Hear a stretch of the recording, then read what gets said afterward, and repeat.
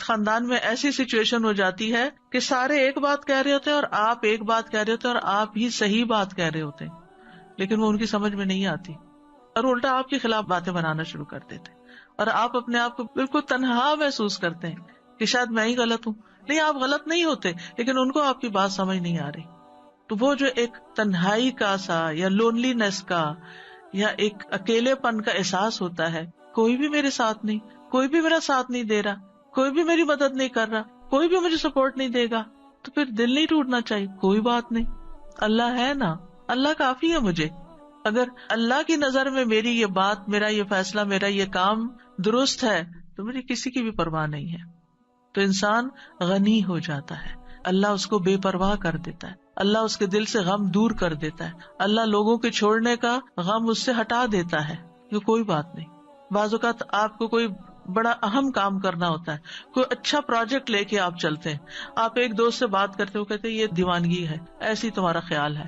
دوسری سجیشن وہ بھی کوئی کام کی نہیں، تیسری وہ بھی. آپ سوچتے ہیں کہ کسی کو میری بات ہی نہیں سمجھ آتی، کوئی میرا ساتھ ہی دینے کو تیار نہیں.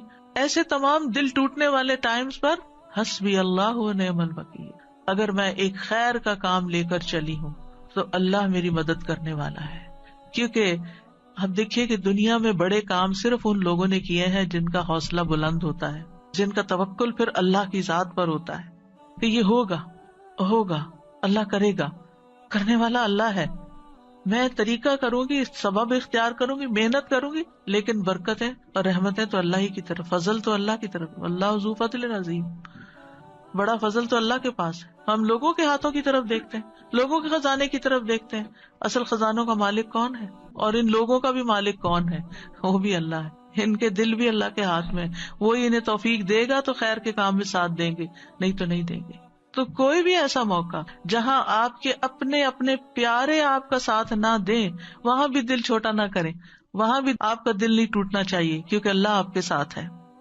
تو فَإِن تَوَلَّوْا، اگر یہ منہ موڑ جائیں، آپ کا ساتھ نہ دیں، تو آپ حسبی اللہ کہیں، لا الہ الا ہو کہیں، علیہ توکلت کہیں، وہو رب العرش العظیم کہیں. ایک چھوٹی سی دعا کے اندر ہر پارٹ جو ہے اس کا بہت پاورفل ہے. یعنی اللہ مجھے کافی ہے، اللہ کے سوا کوئی معبود نہیں ہے، میرا بھروسہ اس پر ہے، مجھے اس کی مدد کا یقین ہے، میں اس کی طرف رجوع کرتا ہوں، وہ میری مدد کرے گا. وہ ساری مخلوق کا مالک، اور مخلوق میں سے سب سے عظیم ترین مخلوق کا بھی وہی رب ہے، وہی مالک ہے، وہی خالق ہے. تو میں اس کا سہارا لیتا ہوں. تو یہ ان مبارک دعاؤں میں سے ہے جن کے پڑھنے کا اللہ تعالیٰ نے خود نبی صلی اللہ علیہ وسلم کو قل کہہ کے حکم دیا. آپ کہیے، آپ پڑھیے، یہ آپ کو فائدہ ہوگا. ایسے تھوڑی کہ اللہ تعالیٰ کے پڑھیے اور پڑھتے ہوئے چھوڑ دیں اور پھر پرواہ نہ کرے. کیسے ہو سکتا ہے؟ جو چیز اللہ تعالیٰ نے خود سکھا دی اس سے بہتر کیا ہو سکتا ہے کہ یہ آپ کو فائدہ دے گا. آپ دیکھیے کہ بعض اوقات بہت ساری چیزیں انسان کو ڈراتی ہیں، فیوچر کا خوف ہوتا ہے، جادو کا، ٹونے کا، اس کا، وہ جن، شریر، دشمن، رات کا اندھیرا ڈراتا، پتہ نہیں کیا کیا چیزیں، یعنی بہت سی چیزیں خوف دلاتی ہیں انسان کو. تمہارا کیا بنے گا، تمہارا کوئی فیوچر نہیں، تمہارے بڑھاپے کا ساتھی کون ہوگا، تمہاری اولاد تمہیں نہیں پوچھتی، تمہارا شوہر تمہیں نہیں پوچھتا، تمہارے لیے رزق کا کوئی سبب نہیں. کئی چیزیں انسان کو شیطان ڈراتا رہتا ہے نا. ایسے سارے موقعوں پر حسبی اللہ، جب تک اللہ ہے نا میری زندگی میں، کسی چیز کی کمی نہیں، کیونکہ اسباب بھی وہ مہیا کرتا ہے، دعائیں بھی وہ قبول کرتا ہے، عبادت بھی اسی کے لیے ہے، اور وہ سب کچھ کر سکتا. کیا فکر کی ضرورت ہے؟ توکل کریں، بھروسہ کریں. ابو درداء کہتے ہیں کہ جو شخص یہ دعا صبح و شام 7 دفعہ پڑھے، اللہ تعالیٰ اسے تمام فکروں سے کافی ہو جاتا ہے، ساری فکر اس کی ختم ہو جاتی ہے. اور جب آپ پڑھیں نا تو اس طرح سوچ کے پڑھیں، حسبی اللہ لا الہ الا ہوا علیہ توکلت وہو رب العرش العظیم. جو بھی نیکی کا کام آپ کرنا چاہیں، کیونکہ کچھ لوگوں کا حال یہ ہوتا ہے جب ان سے کچھ بھی کہا جاتا نہیں کر لو، کہتے ہیں میں نہیں کر سکتا، آئی ڈونٹ تھنک کہ میں کس قابل ہوں، میں اس قابل نہیں، مجھ سے نہیں ہوگا، میرا نہیں خیال میں کر پاؤں گی، مجھے نہیں لگتا کہ میں یہ پڑھ پاؤں گی یا وہ کر لوں گی. ایسے جملے ہی زبان سے نہ نکالیں. اس وقت کیا کریں؟ اللہ کی مدد ہوگی تو انشاءاللہ میں کر لوں گی، اللہ میری مدد کرے گا. حسبی اللہ لا الہ الا اللہ اللہ ہے نا, اللہ کروائے گا.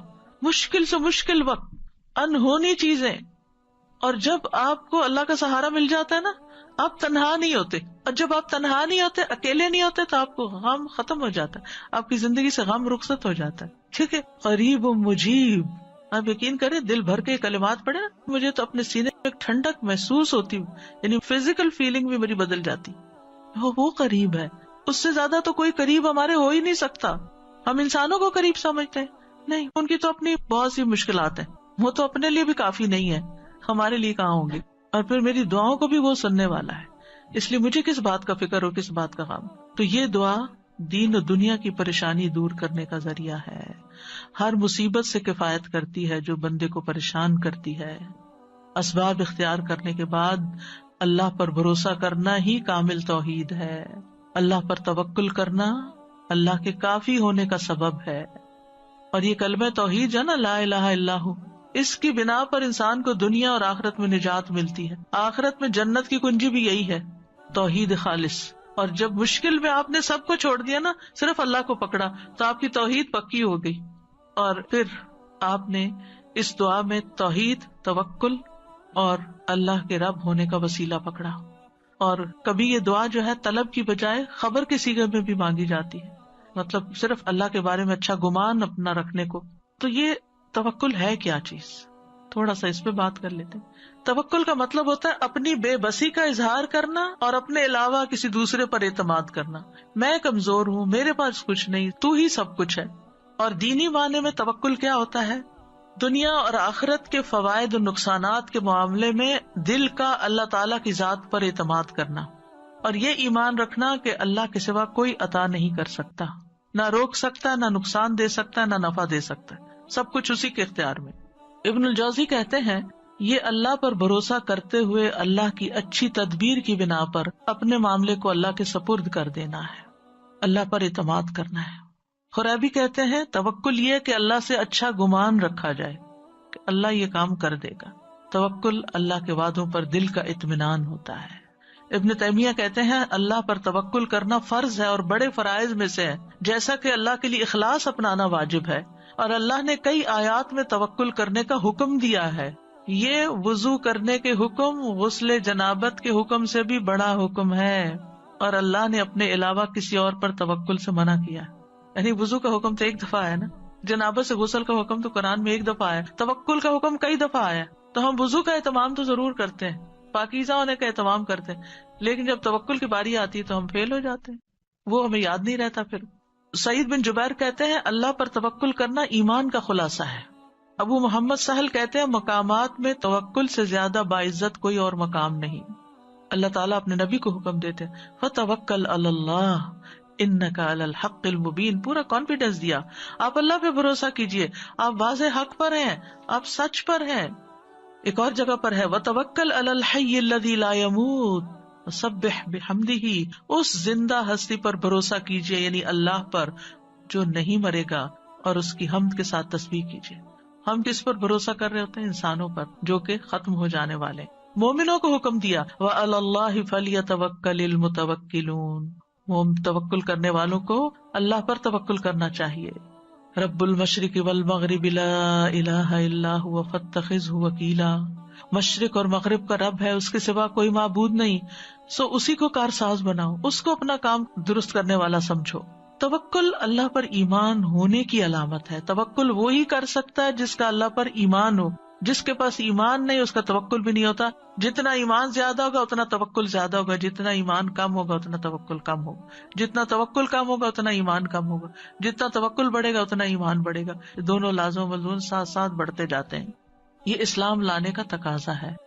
موسیٰ علیہ السلام نے کہا میری قوم ان کنتم آمنتم باللہ فعلیہ توکلوا ان کنتم مسلمین, اگر مسلمان ہو نا تو پھر دشمن سے نہیں ڈرو, اللہ سے ڈرو, اللہ پہ بھروسہ کرو, کیونکہ نفع نقصان کا مالک تو صرف وہ ہے. بندوں پہ جب آپ بھروسہ کرتے ہیں نا وہ بھول جاتے ہیں, اوہ سوری آپ نے یہ کام کہا تھا, سوری یہ وجہ ہوگی تھی میں ٹائم پر نہیں پہنچ سکا. کئی مشکلات ان کی زندگی میں ہوتی ہیں, وہ خود بھی نہیں رہتے. لیکن اگر آپ اللہ پہ بھروسہ کرتے ہیں تو اللہ تعالیٰ کو ہمیشہ ہے, ہمیشہ رہے گا, اور وہ ہمیشہ مدد کر سکتا ہے. حالات تبدیل ہوتے رہتے ہیں، لوگ آپ کی زندگی میں تبدیل ہوتے رہتے ہیں، جگہیں تبدیل ہوتی رہتی ہیں، سچویشن تبدیل ہوتے رہتے ہیں، لوگوں کی لائلٹیز تبدیل ہوتی رہتی ہیں، لوگوں کے دل بدلتے رہتے ہیں، مالی حالات بدلتے رہتے ہیں. اس دنیا میں ہر لمحہ ایک چینج آ رہا ہوتا ہے، غیر محسوس چینج، اور بعض اوقات ہم اس کو ٹیکل نہیں کر سکتے کیونکہ ہمارے اندر بھروسہ نہیں ہوتا، توکل نہیں ہوتا. جو توکل کرتا ہے وہ ہر تبدیلی کے اندر کام ہوتا ہے. موسم بدل رہا ہے، کوئی بات نہیں، کوئی بھی چیز پسند کے خلاف، کوئی بات نہیں، سب ٹھیک ہو جائے گا. تو اللہ سبحانہ و تعالی نہ ہم سے غافل ہے اور نہ ہی ہم سے دور ہے، اس لیے کسی اور کو کارساز بنانے کی بجائے اسی کو سہارا سمجھا جائے، کیونکہ جو اللہ کے سوا دوسروں کو سہارا بناتا ہے تو ایسے سہارے کمزور ہوتے ہیں. مکڑی کا گھر، اس کی مثال دی گئی قرآن میں. تو ہر کام کا ارادہ کرنے کے بعد اللہ پہ بھروسہ کرے. فَإِذَا عَزَمْتَ فَتَوَكَّلْ عَلَى اللَّهِ، عزم کر لیا توکل اللہ پر. لوگوں کا ڈر ہو تو بھی توکل اللہ پر، لوگ منہ موڑ رہے ہو تو توکل اللہ پر، کوئی چیز غم زدہ کرتی ہے توکل اللہ پر، جان کو خوف لاحق ہے توکل اللہ پر. جیسے جادوگروں نے کہا تھا فرعون کے مقابلے میں، فَقْضِ مَا أَنْتَ قَاضٍ، جو فیصلہ کرنا کر لو، ہم تو اللہ کی طرف جانے والے، تم ہمارا کیا بگاڑ لو. جادوگر تھے، کس حرام کام میں پڑے ہوئے تھے، ایمان آیا کہاں پہنچ گئے، سارا ڈر ہی نکل گیا اندر سے. جب کسی کی سازشوں کا علم ہو، کوئی چالیں چل رہا ہے ہمارے خلاف، توکل اللہ پہ، کیونکہ ہم نہیں نبٹ سکتے لوگوں کی چالاکیوں سے، اللہ نبٹنے والا کافی ہے. دشمنوں کا خوف ہو، کوئی بھی مدد اور نصرت چاہیے، توکل اللہ پہ.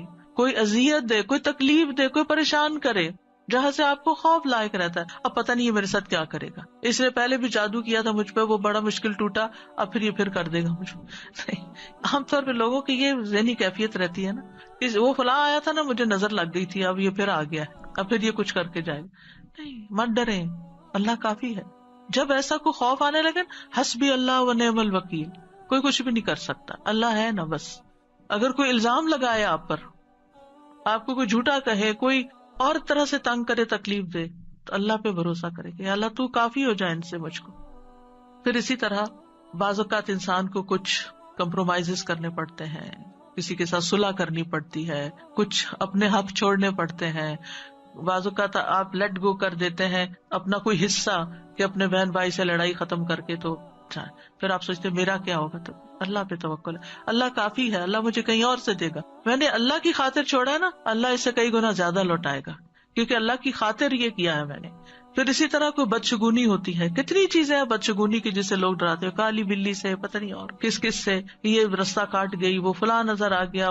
ان ساری بدشگونیوں کا مقابلہ بھی جہاں سپرسٹیشنز ہو، جہاں وہم، کیونکہ بعض لوگوں کو وہم ہی کھایا جاتا ہے، ہونا ہمانا کچھ نہیں ہوتا، یہ ان کا صرف خیال ہوتا ہے. یہ نہ ہو جائے، میں گھر سے نکلی ہوں گاڑی لے کر، پتہ نہیں کوئی ایکسیڈنٹ نہ ہو جائے، یہ جہاز پہ بیٹھنے لگی ہوں، پتہ نہیں اس کا کریش ہی نہ ہو جائے. یعنی کوئی نہ کوئی ایسی باتیں انسان کے دل میں شیطان ڈالتا رہتا ہے کہ جس سے وہ انجوائے کرنے کی بجائے اس سچویشن کو صرف خوف زدہ رہتا ہے.